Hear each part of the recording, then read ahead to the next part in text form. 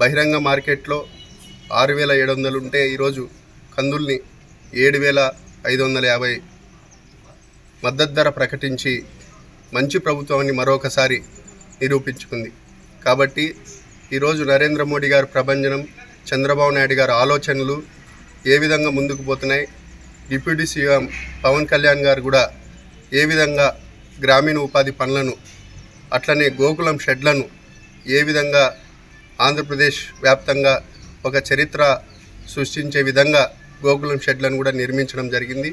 మళ్ళీ దశలో కూడా గోకులం షెడ్లు ప్రతి నియోజకవర్గానికి, ప్రతి మండలానికి 25 నుంచి 30 గోకులం షెడ్లను కూడా మళ్ళా పెట్టడం జరుగుతూ ఉంది. కాబట్టి ప్రజలను ఏ విధంగా అభివృద్ధిలో అనుసంధానం చేయాలా, సంక్షేమాన్ని ఏ విధంగా ముందుకు తీసుకొని పోవాలని రెండు ఒకటే కాదు, రెండు అభివృద్ధి సంక్షేమం అనేది రెండు ముఖ్యమనే దాంతో ఈ ప్రభుత్వం ముందుకెళ్తుంది.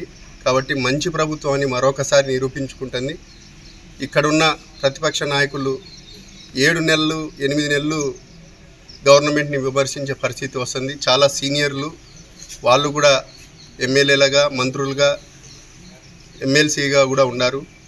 కాబట్టి ఏదైనా ప్రభుత్వం మంచి చేస్తున్నప్పుడు గత ప్రభుత్వం ఈ ప్రభుత్వం ఏం చేస్తూ ఉంది, గత ప్రభుత్వంలో గ్రామాలలో సీసీ రోడ్లు ఏ విధంగా అధ్వాన స్థితిలో ఉన్నాయి, ఈరోజు డిప్యూటీ సీఎం గారు చంద్రబాబు నాయుడు గారి ఆశీస్సులతో ఏ విధంగా ముందుకు వెళ్తున్నారో, ఏ విధంగా పట్టుదలతో పనిచేస్తున్నారో అందరికీ తెలిసిన విషయమే. విద్యా వ్యవస్థలో కూడా మన యువ నాయకుడు నారా లోకేష్ బాబు గారు కూడా ఏ విధంగా మంచి కార్యక్రమాలు చేయాలా, సంస్కరణలు తీసుకొని రావాలా, ఇంటర్మీడియట్ విద్యార్థులకు మధ్యాహ్నం భోజనం పెట్టాలనే ఉద్దేశంతో కూడా ఆ కార్యక్రమాన్ని కూడా ప్రారంభించడం జరిగింది.